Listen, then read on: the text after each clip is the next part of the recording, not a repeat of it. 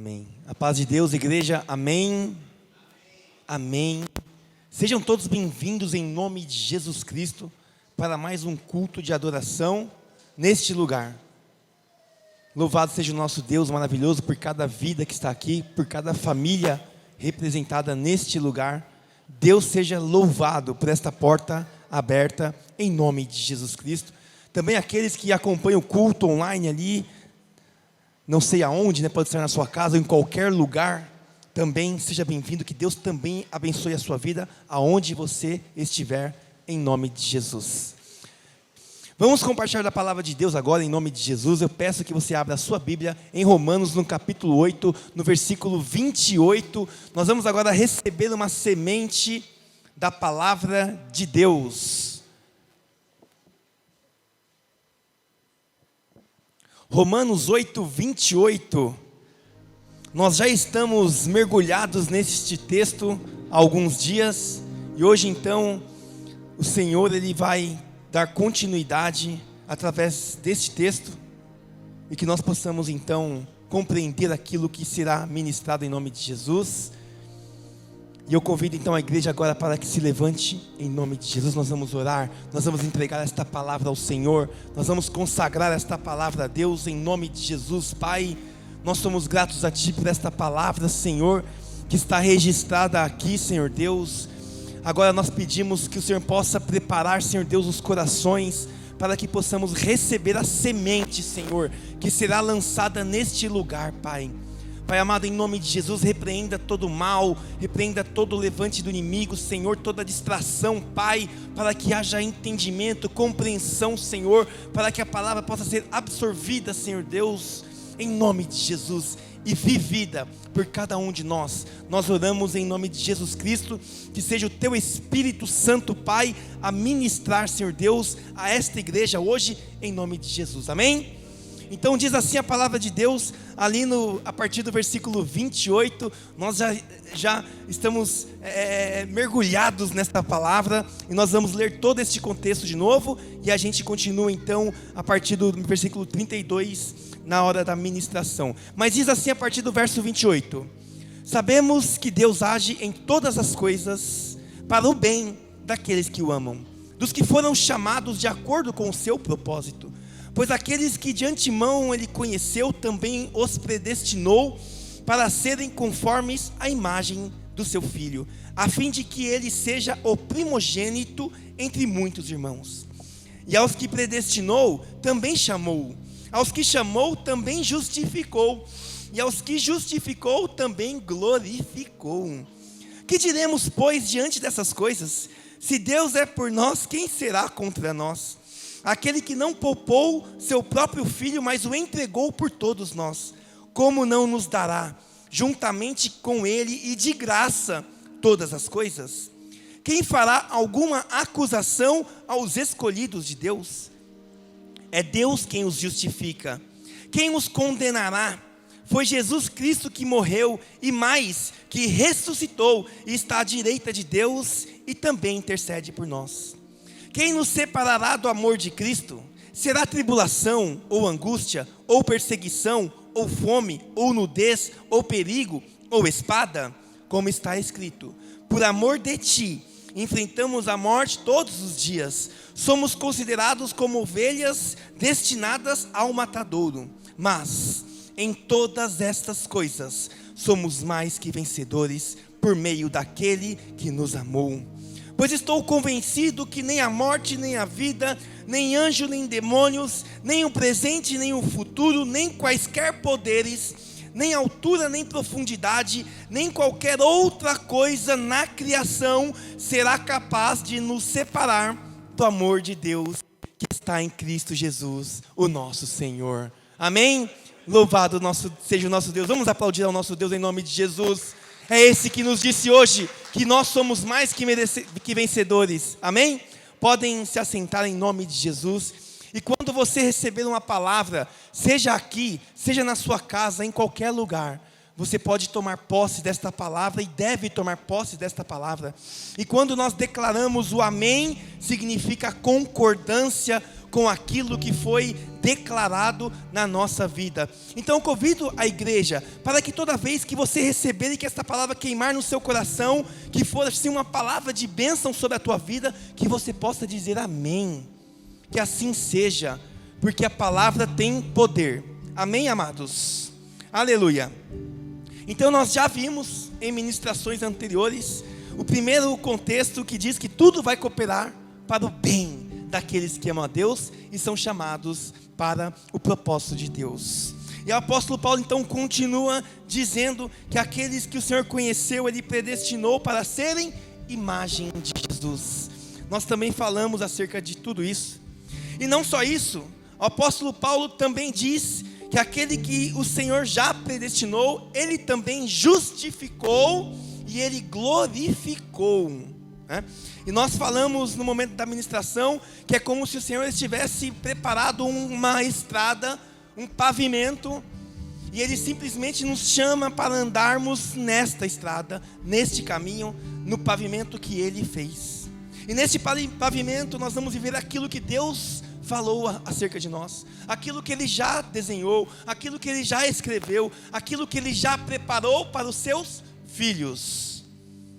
Mas foi dito também que muitas pessoas não querem caminhar neste caminho, caminhar no caminho que Deus já fez, caminhar e viver os sonhos e os planos de Deus, e querem viver os seus próprios sonhos, os seus próprios desejos e vontades e escolhas. Mas Deus tem um caminho preparado, e o apóstolo Paulo vem aqui lembrar primeiramente os romanos acerca deste caminho, depois a nós que estamos tendo contato com esta palavra. Então esta palavra serve sim para aquela igreja de Roma, mas serve também para a IEGA aqui em Alphaville, amém? E aí então ele prepara esta igreja para viver algo que certamente todos os cristãos viveram, estão vivendo e viverão, que são tempos de dificuldades. E é isso que ele vem falando depois. Mas antes, depois que ele expõe esta estrada, este pavimento de Deus, e ele fala tudo que tem neste caminho, que é um plano de bênção, um plano de vitória, um plano de coisas boas, porque ele disse que tudo vai cooperar para o bem, tudo vai cooperar para o bem. E aí no versículo 31, eu chamo a sua atenção, porque ele diz, e aqui ele faz um jogo de perguntas, e o apóstolo Paulo então nesta carta começa a fazer perguntas, para que as pessoas possam então pensar acerca disso, e para que cada um também possa responder, em nome de Jesus, amém? Amém. Vamos lá, no versículo 31 então, o apóstolo Paulo começa dizendo, o que diremos, pois, diante destas coisas que foram citadas acima? Se Deus é por nós, quem será contra nós? Então esta é a primeira pergunta do apóstolo Paulo. Se Deus é por nós, quem será contra nós? E aí você pode responder no seu coração, diante de tudo aquilo que você já conheceu do nosso Deus, diante de tudo aquilo que a palavra já nos apresentou, diante de tudo aquilo que nós já vimos do nosso Deus. Então se Ele é por nós, quem será contra? E ele faz uma segunda pergunta no verso 33. Aquele que não poupou nem o seu próprio filho, mas o entregou por todos nós, não nos dará e de graça todas as coisas? Então a segunda pergunta é, será que o Senhor não pode te dar aquilo que você precisa e de graça? A terceira pergunta no verso 33 é, quem fará alguma acusação contra os escolhidos de Deus? Então ele vem fazendo perguntas para dizer, será que você conhece mesmo o Deus que eu estou apresentando? Será que você conhece o Deus de Israel, o Senhor Jesus? Então ele vai levando aquele povo a uma reflexão, e eu e você também. Quem pode fazer alguma acusação contra o escolhido de Deus?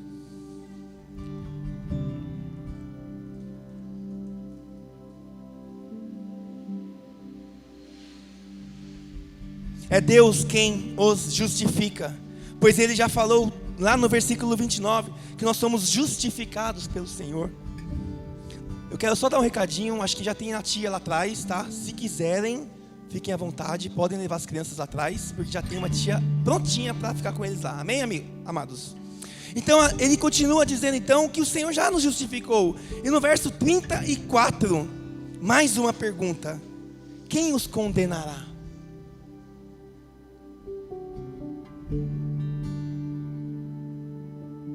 Quem os condenará? Pois foi Cristo Jesus que morreu, e mais, Ele ressuscitou, está à direita de Deus, e mais que isso, Ele também intercede por cada um de nós. E olha que o Senhor Jesus está em um lugar de honra.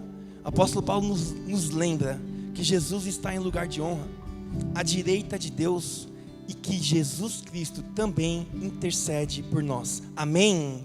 Você está recebendo a intercessão de Jesus Cristo. Paulo está dizendo que Jesus intercede pelos escolhidos, Jesus intercede pelos filhos de Deus. E aí no verso 35 ele faz mais uma pergunta, e ele fala assim: quem nos separará do amor de Deus?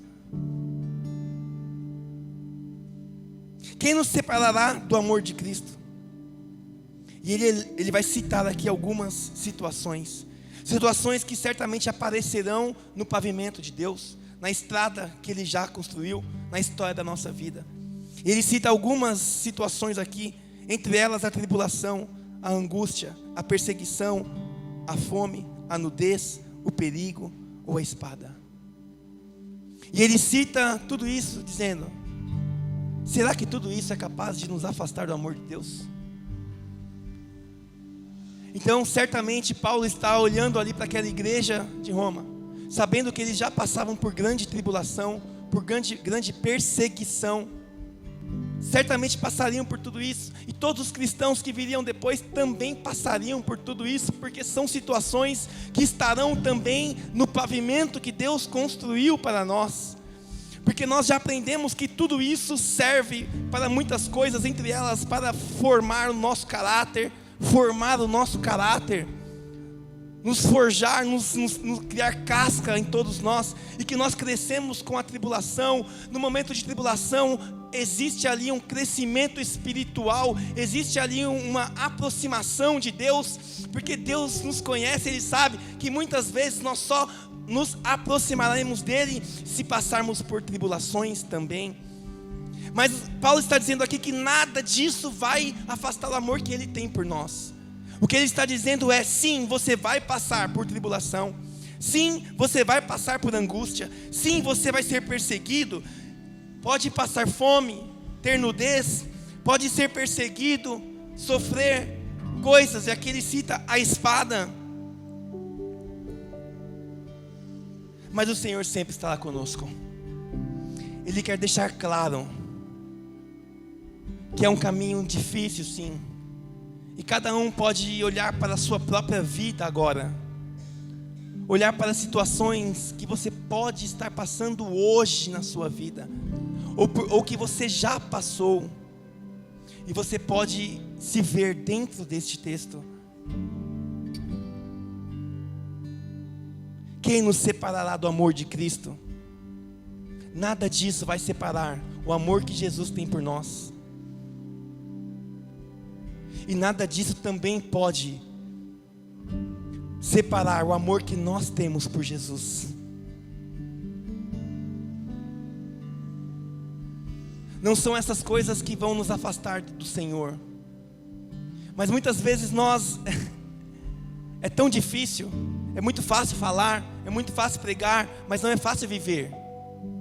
E talvez as pessoas pensem desta forma: mas você não está vivendo o que eu estou vivendo. Você não está passando o que eu estou passando. E é verdade, você tem razão. Porque a nossa dor sempre é maior do que a dor do outro, não é verdade? A nossa tribulação sempre é mais difícil. Mas você tem razão. Cada um sabe o que tem passado, cada um sabe a luta que tem vivido. Mas o que o Senhor está dizendo é que isso não pode atrapalhar a nossa vida espiritual, o amor que nós temos pelo Senhor também, porque o amor que Ele tem por nós já está declarado nesta palavra. Isso não vai separar o amor que Deus tem pela nossa vida. E muitas vezes quando a gente passa por tribulação, a gente murmura, a gente reclama, a gente erra, a gente falha, e o Senhor continua dizendo: o meu amor por ti continua mesmo assim. E Ele não é menor nem maior. Ele é o mesmo amor incondicional, que talvez a gente nunca vai entender. Talvez quando tivermos o corpo glorificado, uma outra mente ao lado do Senhor, aí a nossa mente esteja apta para compreender essas coisas. Mas hoje talvez não. Mas é assim que funciona. E o apóstolo Paulo então ele cita no versículo 34, e ele faz uma citação do Salmo 44. E ele diz assim, como está escrito. Então ele lembra da palavra que está escrita: por amor de ti enfrentamos a morte todos os dias. Somos considerados como ovelhas destinadas ao matadouro. Significa que o servo de Deus, ele vive em um mundo hostil. Já falamos, esse pavimento não é um pavimento de somente bênçãos.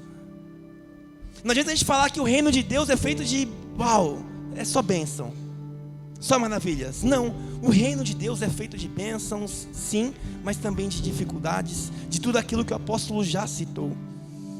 Então quando ele cita aqui aquilo que Davi falou, que somos então como se estivesse indo para o matadouro, ou seja, sofrimento e sofrimento. Por quê? Vivemos em um mundo hostil, enfrentamos muitas dificuldades, assim como um animal caçado para ser abatido. Porém, essa realidade, ainda que difícil, não significa que Deus nos desamparou. Pelo contrário, Deus ele continua conosco. E Ele sempre vai continuar conosco. Não importa como está a nossa vida hoje, Deus continua conosco. E aí o apóstolo Paulo então ele faz questão, obviamente, ungido pelo Senhor, sendo conduzido pelo Espírito Santo a escrever esta carta para encorajar os cristãos daquele tempo e os cristãos que viriam depois e que leriam esta palavra, porque todo cristão verdadeiro, ele vai sim passar por tudo isso. Naquela época eles morriam pelo Evangelho. Aquele que declarava que era um cristão, que era um seguidor de Cristo, ele era perseguido. E realmente ele passava pela espada, porque muitos foram decapitados, perderam as suas vidas pelo Evangelho do Senhor. Pessoas saíram primeiramente de Jerusalém perseguidos, depois muitos foram para a Europa, e da Europa também eles saíram perseguidos, e muitos cristãos foram perseguidos, e ainda são perseguidos até os dias de hoje. Existe uma perseguição nos dias de hoje diferente, é algo um pouco diferente, é uma perseguição um pouco mais ali enrustida, mais trabalhada, mais detalhada, mais oculta, mas ainda existe perseguição, ainda existe preconceito, sim, com aquele que vive o cristianismo verdadeiro, aquele que não se assenta na roda dos escarnecedores, aquele que não aceita coisas erradas, aquele que vive e se esforça para fazer o certo. Ele sofre perseguição nos dias de hoje, sim, é como se estivesse indo para o matadouro, todo dia. Mas essa palavra vem nos dizer, nos lembrar que o Senhor está conosco em todo tempo. E o cristão ele vai ser perseguido, sim. Vai ser perseguido mesmo. E o diabo não se alegra com a vida do cristão. Ele fica bravo, furioso. Agora, se o diabo está furioso com a sua vida, glorifica a Deus, você está no pavimento de Deus. Se você tem sentido que o diabo anda furioso com você, que ele quer te derrubar, você glorifica a Deus, continue forte, firme, porque você está no pavimento de Deus, na estrada que Ele construiu para você caminhar. Porque todos que estão nessa estrada do Senhor, o diabo vai olhar e vai querer destruir mesmo.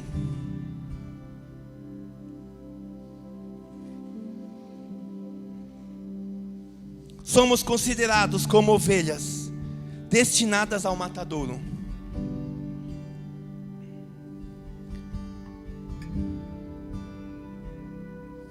Invejas, calúnias, mentiras.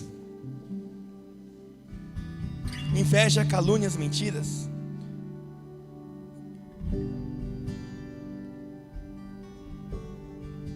Mas Deus é conosco, meu amado, em nome de Jesus. E é por isso que no versículo 37, O apóstolo Paulo, então, ele escreve dizendo: mas em todas estas coisas somos vencedores por meio daquele que nos amou. Repete comigo: somos vencedores por meio de Jesus. Então nós não somos vencedores porque nós somos bons. Ele deixa claro aqui que nós somos mais que vencedores por meio daquele que nos amou, daquele que nos glorificou, que nos justificou, que nos chamou. É por meio dele que nós seremos mais que vencedores. Agora, o que é ser mais que vencedor, meu Deus? Quando nós falamos em vitória, o que nós pensamos quando nós falamos em vitória? Certamente é uma conquista material, é uma vitória, uma conquista, talvez algo relacionado à nossa saúde. Nós vencemos, nós fomos vitoriosos em vários aspectos profissionais, em um projeto, em um ministério.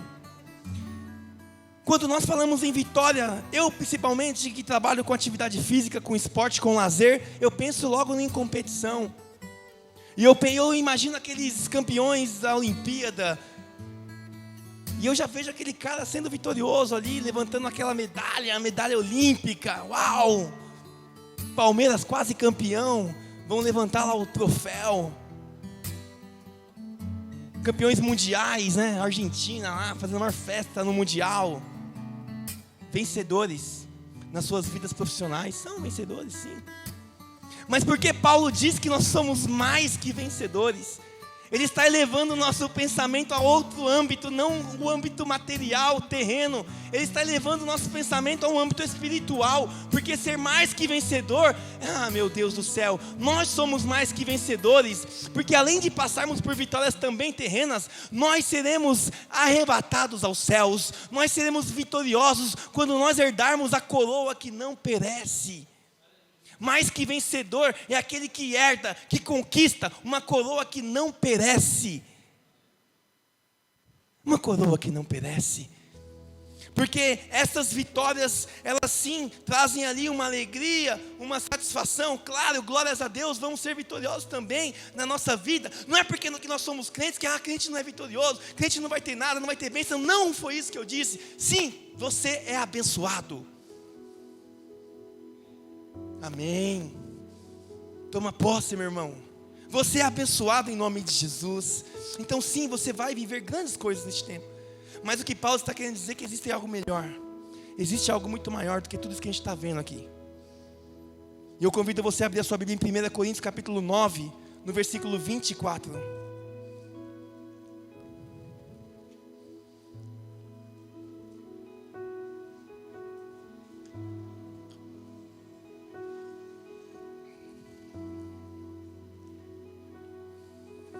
Primeira Coríntios 9, 24.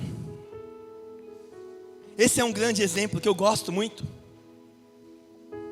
E quando eu penso em vitória, o Espírito Santo sempre me leva para esse texto. Ali no versículo 24 diz assim: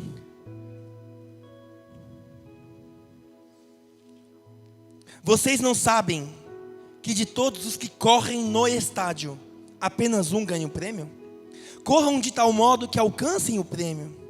Todos os que competem nos jogos se submetem a um treinamento rigoroso para obter uma coroa que logo perece, ou seja, logo acaba. Mas nós o fazemos para ganhar uma coroa que dura para sempre. Sendo assim, não corro como quem corre sem alvo, e não luto como quem esmurra o ar, mas esmurro meu próprio corpo e faço dele o meu escravo, para que depois de ter pregado aos outros, eu mesmo não venha a ser reprovado. Ou seja, o que ele está dizendo aqui, que a nossa corrida é para conquistar algo muito melhor. E aquele que conquistar esta coroa imperecível, aquela coroa que nunca será destruída, este é o mais que vitorioso. Mas olha que legal, na estrada que Deus pavimentou, na história que Ele já escreveu, já está escrito que você também vai herdar esta coroa. Essa coroa está nas suas mãos. Agora o que Ele está falando é que existe um esforço. Não é que a salvação é pela graça que não deve ter esforço da nossa parte. Porque eu sei que muitas vezes para a gente vir à igreja, nós temos que nos esforçar.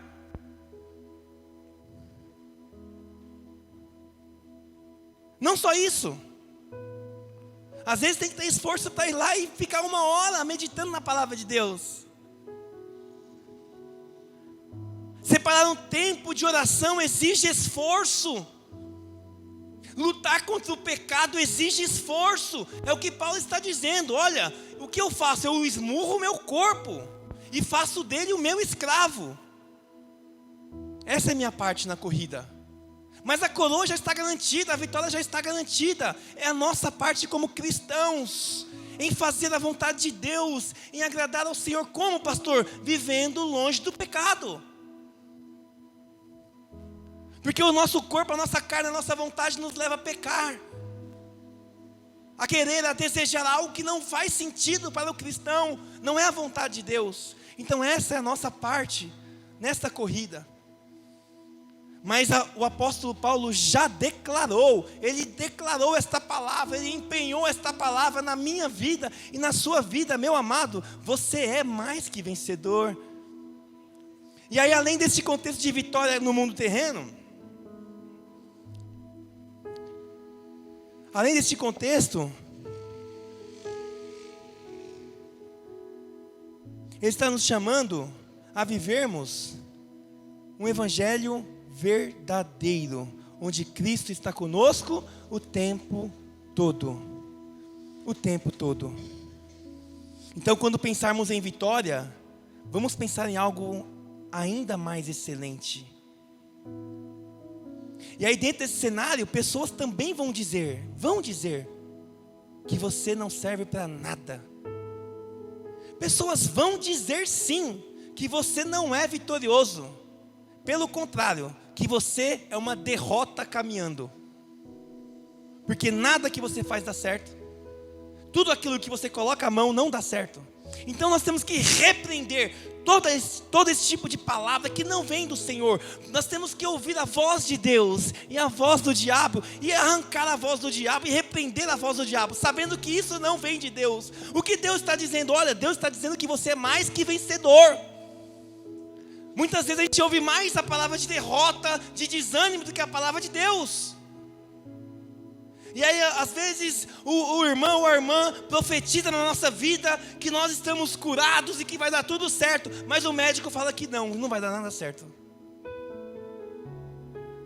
E aí nós somos, muitas vezes, parece que treinados a ouvir mais a palavra de desânimo, de derrota, do que a palavra de vitória.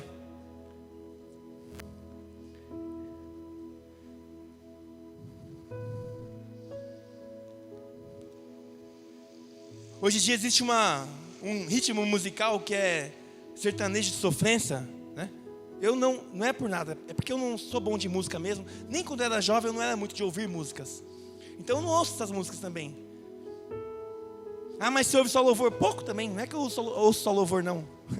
Mas esse tipo de música eu não ouço. Mas são palavras de derrota, de desânimo. E as pessoas quando estão cantando estão lá, uau, uau, cantando alegres aquela palavra de desânimo, de derrota, de sofrimento. Porque eu já falo, é sofrência, de traição. E elas estão lá vibrantes, uau. E quando vão aos shows querem ficar na primeira fila. E querem ficar ali, uau, uau, cantando, profetizando coisas que não tem nada a ver. Mas quando uma palavra de Deus é proferida na nossa vida, tá bom, mais que vitorioso, beleza, tá falando, tá beleza. Mas não, nós temos que aprender a tomar posse dessas coisas. Paulo está nos colocando aqui em algo espiritual maravilhoso, e a gente tem que começar a tomar posse disso todo dia, em nome de Jesus. Porque nós vamos para um lugar espiritual, nós temos que ser espirituais aqui, para que possamos também ser espirituais no céu. Não adianta ser muito carnal e querer ir para o céu. Não, o céu é espiritual. E nós estamos aqui sendo treinados a viver um pouquinho disso. Porque é loucura mesmo. Chegar e ir para o quarto, ajoelhar e ficar conversando com alguém que você não vê, isso é loucura. Isso é algo espiritual, que vem através da fé. É isso que o Senhor tem nos ensinado na nossa vida cristã. E começar a tomar mais posse daquilo que Deus tem relatado e declarado sobre a nossa vida aqui na Bíblia e caminhar sempre declarando que sou mais que vitorioso. Por quê? Porque Deus falou e ponto final. Deus falou. Mas disseram que era mais que vitorioso, e morreu. Quem disse que a morte é derrota? Quem disse que a morte é derrota? A morte é o início da grande vitória. É o início da vida eterna. Então se há uma vitória maior é a morte. Porque a partir da morte, aí é a glorificação. É a vida eterna. Morrer em Cristo é a morte. Morrer em Cristo é a vitória, desculpa. Morrer em Cristo é a vitória, não a derrota. Morrer em Cristo é vida eterna. E Paulo está falando justamente sobre vida eterna neste contexto. Amém, igreja? Aleluia. Ele finaliza aqui de uma forma maravilhosa. Vamos voltar lá para Romanos 8. Em todas essas coisas, no verso 37, somos mais que vitoriosos, por meio daquele que nos amou. Tudo isso vem do Senhor, é por Ele. E aí no versículo 38, ele termina então esta carta que eu chamo de carta de amor, dizendo que ele está convencido. Mas quem está dizendo é o apóstolo Paulo. Eu também tenho que me convencer. A palavra deve me convencer. E eu também estou convencido, assim como o apóstolo Paulo, que nem a morte nem a vida. Acabei de falar de morte, olha aqui. Nem a morte nem a vida, nem anjos nem demônios, nem o presente nem o futuro, nem quaisquer poderes, nem altura nem profundidade, nem qualquer outra coisa na criação será capaz de nos separar do amor de Deus que está em Cristo Jesus, o nosso Senhor. Amém? Então, nada vai nos afastar do amor de Deus. E é por isso que tudo vai contribuir para o nosso bem, por conta do amor de Deus. E é por isso que nós somos mais que vitoriosos, é por conta do amor de Deus. E é por isso que o Senhor está conosco durante todo o tempo, é pelo amor de Deus. E para encerrar, eu quero convidar você, meu amado, a abrir a sua Bíblia.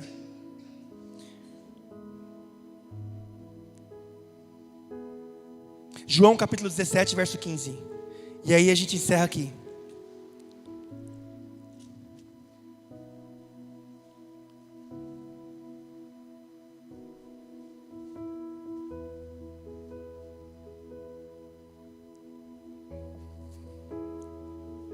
João 17, 15. O Senhor Jesus, Ele ora por si mesmo no começo do capítulo. E aí depois Ele ora pelos seus discípulos. E aí no versículo 15, Ele diz assim: não rogo, e Ele dizendo a Deus, tá? Não rogo que os tires do mundo, mas que os proteja do maligno. Eles não são do mundo, como eu também não sou. Ou seja, Pai, eu vou, mas eles vão continuar aqui. E a oração de Jesus não era para que Deus tirasse-nos do mundo, mas era para que Deus nos protegesse aqui neste lugar. E é por isso que tudo pode acontecer. Tudo aquilo que foi citado pelo apóstolo Paulo pode acontecer. E em algum momento da nossa vida vai acontecer. Bem-vindo ao reino de Deus. Mas o Senhor estará conosco durante todo o tempo. Todo o tempo. Todo o tempo.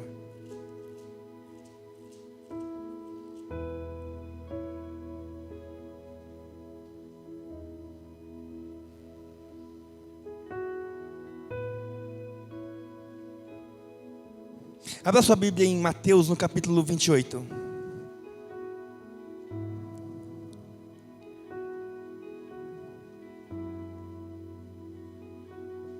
Lá no finalzinho, no versículo 16. Eu me lembrei desse texto aqui, ele é muito importante.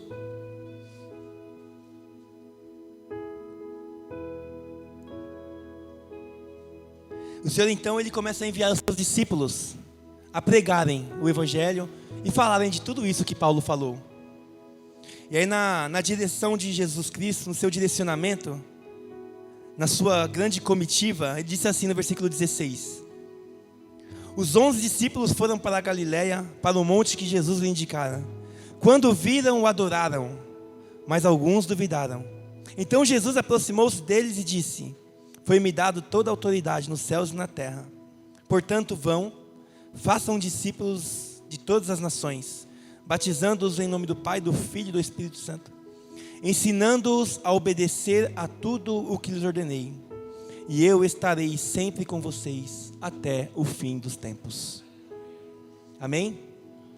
Então pode parecer que estamos sendo levados como uma ovelha para o matadouro em muitos momentos da nossa vida. Sim, isso certamente vai acontecer.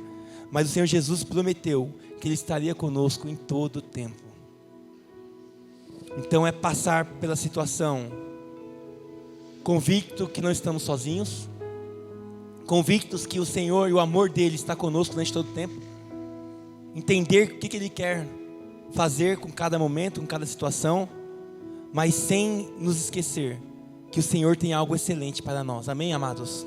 Então é uma palavra de esperança para todo cristão no tempo de hoje, em nome de Jesus.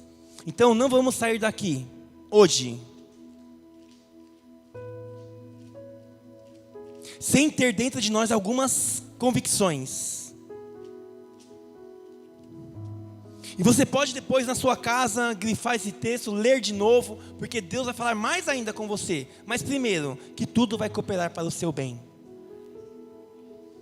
Seja no momento bom, seja no momento difícil, seja em qualquer momento da sua vida, em qualquer situação, tudo vai cooperar para o seu bem, porque tudo coopera para o bem daqueles que amam a Deus. Que nós fomos já escolhidos pelo Senhor e predestinados para sermos a imagem de Jesus Cristo. É olhar para a palavra, entender um pouquinho como Jesus caminhou, porque foi para isso que Deus nos chamou, para caminharmos segundo a imagem dEle.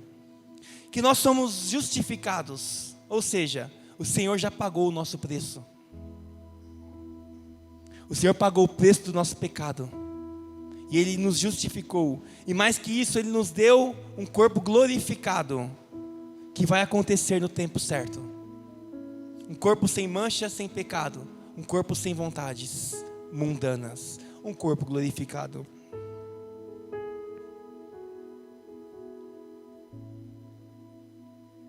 E que nós somos também mais que vencedores por meio de Jesus. E que nada nem ninguém pode nos afastar do amor de Deus. São convicções que nós temos que ter muito alicerçadas dentro de nós, para caminharmos a caminhada que o Senhor nos propõe diariamente, em nome de Jesus Cristo.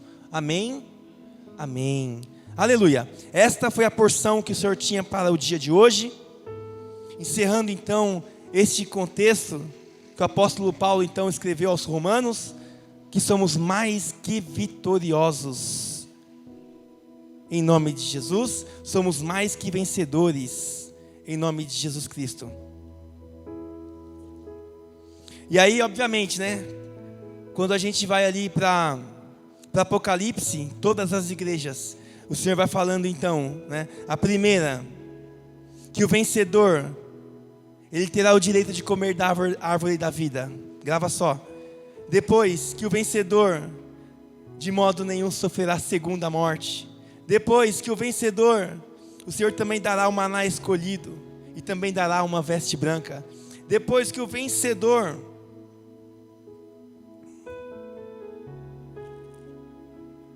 será igualmente vestido de branco, e jamais o Senhor vai apagar o nome dele do livro da vida.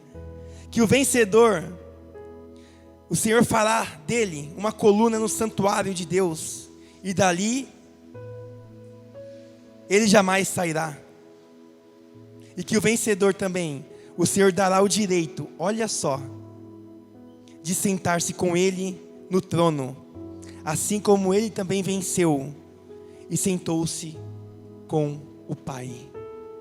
Por isso, nós somos mais que vencedores. Amém?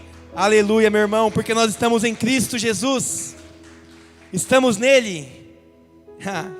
E é por isso que ele diz que nós somos mais que vencedores. Amém? Aleluia.